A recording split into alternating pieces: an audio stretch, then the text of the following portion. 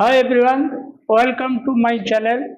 आज हम break draft और बैक जोन ड्राफ्ट के बीच में जो अपना रिलेशन है उसके बारे में बात करने जा रहे हैं। और ये बहुत इम्पोर्टेंट चीज़ है। देखो, ब्रेक ड्राफ्ट ऐसा चीज़ है, उसका बारे में सब लोग को पूरा आइडिया नहीं रहता।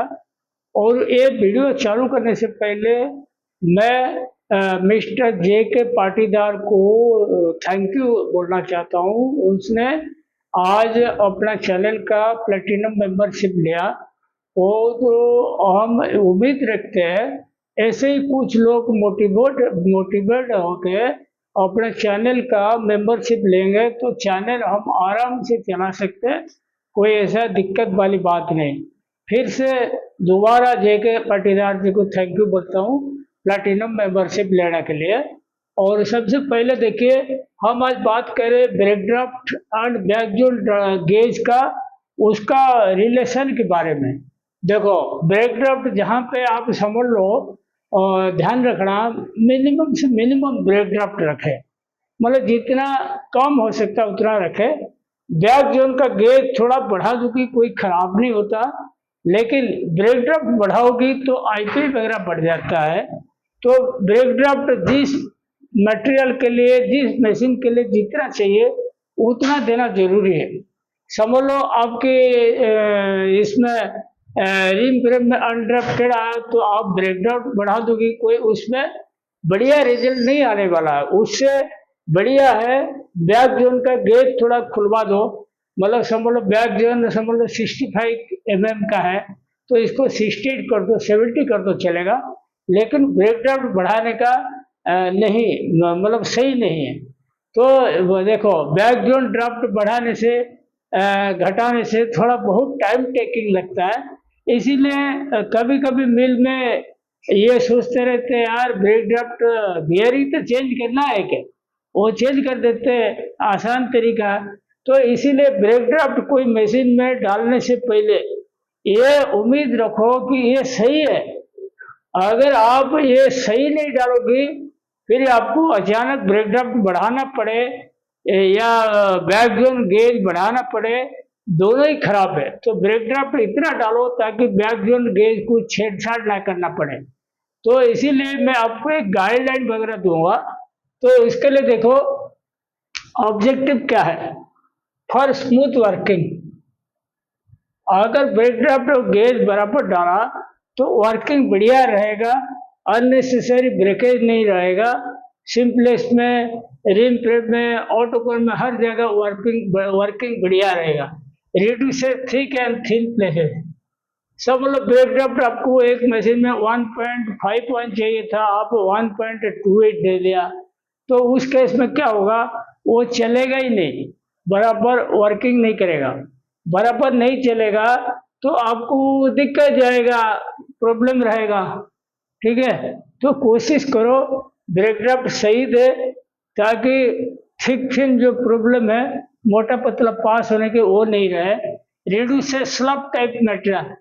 समझ लो आपने ब्रेक ड्राफ्ट सही दिया, गेज बिल्कुल टाइट कर दिया, तो स्लब जैसा मटेरियल कट कट माल आएगा, मतलब जैसे टूटा टूटा मोटा मोटा बीच बीच में आएगा। Reduces lung thin places. Lung thin places भी अगर ब्रेक ड्राफ्ट कम ज्यादा कर गेज समझ लो बिल्कुल वाइड कर दिया तो मटेरियल स्लिपेज मरेगा ड्राफ्टिंग जोन में, तो वो दिक्कत जाता है और लंग थिन प्लेसेस भी आएगा। Reduces undrafted problem. अगर आपने बॉटम रोल गेज सही रखा तो आपके अनड्राफ्टेड प्रॉब्लम नहीं आएगा, चाहे सिंप्लेक्स हो या रिम फ्रेम हो। Reducer cards in auto corner, link corner में कार्ड्स बराबर आएगा अगर बैकग्राउंड गेज बराबर रखोगी और ब्रेक ड्राफ्ट बराबर रखोगे, दोनों कार्ड से रिलेटेड रिलेशन रहता है। Minimize rim frame simplex breakage, ये बताया था आपको। रिम फ्रेम और सिंप्लेक्स का ब्रेकेज में ये सबसे मिनिमम करके रखेगा अगर आपने सही डाला। और आज पर material it is decided. Material के हिसाब से ये डिसाइड किया जाता है कितने का बैक जोन में गेज रखे, कितने का ब्रेक ड्राफ्ट रखे। मटेरियल के हिसाब, कटन अलग रहेगा, कौन अलग, कार्ड अलग, पॉलिस्टर में अलग है, सारी चीज डिपेंड करता है। और आज पर कार्डेड और कोम्ड कार्डेड में भी अलग अलग रहेगा। Depends on fibre strength. देखो ये बहुत इंपॉर्टेंट चीज है। सब बोलो अपना 100% कॉटन चला रहे हो, 100% पॉलिस्टर चला रहे हो, तो बैक जोन गेज का वाइडर पॉलिस्टर में रहेगा और ब्रेक ड्राफ्ट भी ज्यादा पॉलिस्टर में रहेगा, क्योंकि पॉलिस्टर का स्ट्रेंथ और कॉटन का स्ट्रेंथ में बहुत फर्क है।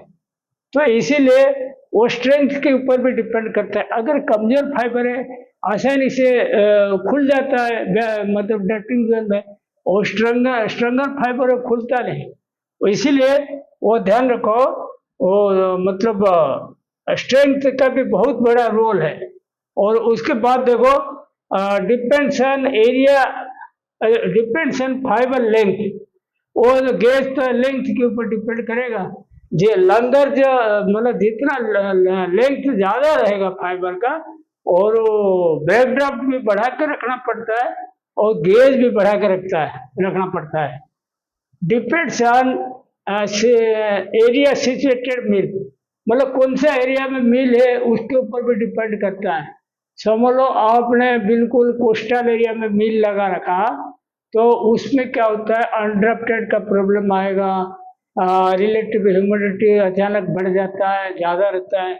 तो उसके लिए क्या करना पड़ता है, थोड़ा ब्रेकडाउन बढ़ा कर रखना पड़ता है, बैक जोन गेज बढ़ा कर रखना पड़ता है। जैसे भारत का आभ्यंतरीण एरिया में रखा मिल, समझ लो भोपाल में रखा, या इधर लुधियाना में रखा, पंजाब में रखा, और हरियाणा में रखा, उस जगह में थोड़ा ब्रेकडाउन कम रखोगे, बैक जोन गेज कम रखोगे तभी चल जाएगा। और depends on machine type, machine type पे डिपेंड करता है, ये भी ध्यान रखो। समझ लो LR मशीन अपन लिए रिंग फ्रेम, उसमें 1.14 ब्रेकड्राफ्ट रेगुलेटर चालू सही है। लेकिन अगर KTTM रिंग फ्रेम है, उसमें मिनिमम 1.24 रखना पड़ता है। तो मशीन जो रिकमेंड करता है उसी हिसाब से अपन को चलना पड़ेगा, अपना हिसाब से नहीं कर सकते। Depends on special size. हाँ, ये भी बहुत बड़ा रोल है स्पेसर का। सपोज आपके ब्रेक ड्राफ्ट कम है, स्पेसर थोड़ा बड़ा कर दो कि मैनेज हो जाएगा, या ब्रेक ड्राफ्ट ज्यादा है तो स्पेसर कम कर दो भी चलेगा। स्पेसर और ब्रेक ड्राफ्ट और बैक जोन का तीनों का रिलेशन बहुत तगड़ा रिलेशन है। स्पेसर से भी डिपेंड करेगा। Depends on material wrapping, material wrapping का ऊपर डिपेंड करेगा। मटेरियल सब मतलब बिल्कुल फाइन रैपिंग है, वहाँ ब्रेक ड्राफ्ट थोड़ा कम होगा, बटन गेज थोड़ा कम होगा, चल जाएगा। मटेरियल बिल्कुल भारी है, मतलब बहुत हैवी रैपिंग वाला है, तो वहाँ का माल खुलने में दिक्कत जाता है, तो उस केस में भी थोड़ा ब्रेक ड्राफ्ट आपको बढ़ा के रखना पड़ेगा। तो मटेरियल रैपिंग का ऊपर डिपेंड करता है। Depends on number of doublings, number of doubling. समझ लो आप ब्रेकर में बिल्कुल 8 स्लाइबर का लगा 0.100, बहुत ज्यादा बल्कि हो जाएगा। उस केस में आप ब्रेक ड्राफ्ट कम रखोगे नहीं चलेगा, उसको आपको बढ़ा के रखना पड़ेगा। अगर मटेरियल बिल्कुल 5 एंड का रखा, 5 स्लाइबर 6 स्लाइबर, उस केस में ब्रेक ड्राफ्ट कम कर दोगे, बैक जोन गेज कम कर दोगे तभी चल जाएगा। तो वो सब ट्रायल एंड एरर मेथड में देखना पड़ेगा कौन सा गेज और ब्रेक ड्राफ्ट सूट करता है। और डिपेंड्स ऑन सीजन्स, सीजन्स मतलब जो मौसम, तो बारिश का मौसम है, बारिश का मौसम में क्या अनड्रफ्टेड का प्रॉब्लम रहता है, तो उस केस में थोड़ा ब्रेक ड्राफ्ट बढ़ा के रखो, और विंटर और समर में नॉर्मल रखो। डिपेंड्स ऑन बल्कीनेस, बल्कीनेस मतलब जैसे मटेरियल कितना फुला हुआ है, तो बल्कीनेस ज़्यादा है तो ब्रेक ड्राफ्ट ज़्यादा रखना पड़ेगा, और कम है तो कम रखना पड़ेगा। तो वो सारी चीज डिपेंड करता है, ये सब चीज का ये रहता है। देखो मैंने एक आपको एग्जांपल बता रहा हूँ, कॉटन हो गया 29 से 31 mm का एक पकड़ा मैंने, और पूरा LMW मशीन का सेटअप है, और पॉलिस्टर जो लिया मैंने 38 mm। ठीक है, जब पॉलिस्टर का नाम आएगा पॉलिस्टर आएगा। देखो एक कॉटन कार्डेड, कार्डेड में ब्रेक ड्राफ्ट 1.71 ब्रेकर ड्रॉप में, बटम रोल गेज जो होता है बैक जोन का 44 mm का रखा। ठीक है, आगे का मैं बता नहीं रहा हूँ, आगे का तो आप 40-44 रखो, 42-44 वो अलग चीज है। अभी जो मैटर के ऊपर डिस्कशन चल रहा है बैक जोन गेज का है। ठीक है, ये 44 mm रखा। फिनिशर का देखो कार्डिक में 1.28 रखा और 43 का गेज रखा। सिंपलेस्ट में देखो 1.12 ब्रेक ड्राफ्ट रखा और 55 का बटन रोल गेज रखा। और रिम फ्रेम में देखो 1.14 रखा, 60 का मैंने बटन रोल गेज रखा। ऐसे कटन कोम्ड, वही कटन का कोम्ड सोचो, वो ब्रेकर में तो वही सेम रहेगा, ब्रेकर में कोई चेंज नहीं, ठीक है। और फिनिशर में 1.16 रहेगा ब्रेक ड्राफ्ट। और फिनिशर में देखो 44 का कर दिए, क्योंकि इसमें कोम्ड मटेरियल में थोड़ा लेंथ बढ़ जाता है। और सिंपलेस्ट में 1.08 रहेगा कोम्ड में और 58 का पर बटन रोल गेज रखे। और इम्प्रेम में 1.13 रखेगा और 65 का बटन रोल गेज रखेंगे, ठीक है। ऐसे ही वर्जिन पॉलिस्टर 100% 38 कट लेंथ का।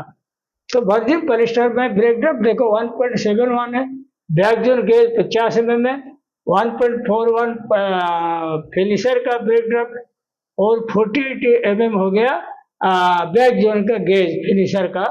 और सिंपलेस में 1.15 ब्रेक ड्राफ्ट, 65 का बैक जोन का गेज।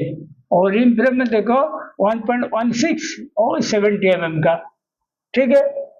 उसमें देखो ये एक आपको गाइडलाइन है, तो आप उसमें 1-2 पॉइंट ऊपर नीचे या 1-2 ऊपर नीचे कर सकते हो, लेकिन ये रखो कि कोई खराब नहीं होगा, ये अपना गारंटी है। पॉलिस्टर कटन ब्लेंड में, पीसी ब्लेंड में देखो यहाँ ब्रेक ड्राफ्ट 1.51 दे दो कुछ चलेगा, क्योंकि कटन के साथ हम पॉलिस्टर थोड़ा मर्ज कर रहे हैं, तो इतना स्ट्रेंथ नहीं देता मटेरियल के।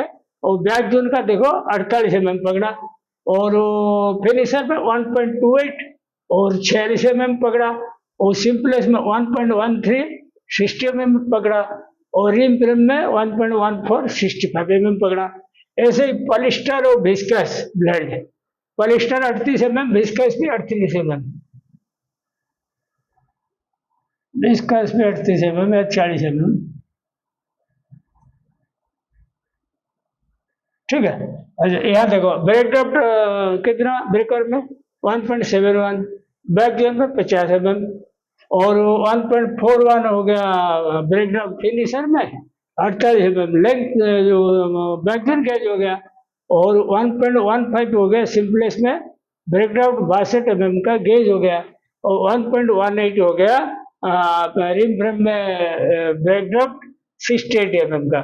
और एक चीज ध्यान रखो, variable length increase gauge and break draft will increase, ये पूरा गाइडलाइन ध्यान रखो। Variable using bell plucker line 1.51 करना ब्रेक ड्राफ्ट ब्रेकर में, 1.71 की जरूरत नहीं है। अच्छा इसका मतलब क्या हुआ देखो, ये आप से देखो बी डी मतलब ब्रेक ड्राफ्ट, बी जेड जो लिखा back zone bottom roll gauge. तो ये जो होता है देखो, कोई मशीन में आजकल ऑटोमेटिक ब्रेक ड्राफ्ट एडजस्ट का मशीन आ गया, जैसे केटीएम का फुल्ली ऑटोमेटिक मशीन है ना, उसमें बीडीसीपी गियर नहीं है, ब्रेक ड्राफ्ट डालने का सिस्टम नहीं है। उसमें आप जैसे रिम फ्रेम चालू करोगे ना, विद इन 30 सेकेंड वो मटेरियल जैसे अंदर जाएगा ना ड्राफ्ट जोन में, वो ब्रेक ड्राफ्ट कितना उसने डिसाइड कर लेगा, और उसमें ब्रेक ड्राफ्ट कितना और ड्राफ्ट कितना दोनों वो डाल देगा। वो ऐसे ही अपना ड्रॉपहेड में ट्रेजलर का है, उसमें ब्रेक ड्राफ्ट अपना डाल देता है। नहीं तो अभी तक का जो मशीनरी वगैरह आता था ना, ब्रेक ड्राफ्ट टेक्नीशियन को डिसाइड करना पड़ता था। अभी इतना बढ़िया मशीन आ गया, वो ऑटोमेटिक ब्रेक ड्राफ्ट कितना लेना है, मटेरियल जैसे ड्राफ्ट इंजन में घुसेगा ना, वो उसका स्ट्रेंथ कैसे नाप लेता है, वो अपना ब्रेक ड्राफ्ट डिसाइड कर लेता है।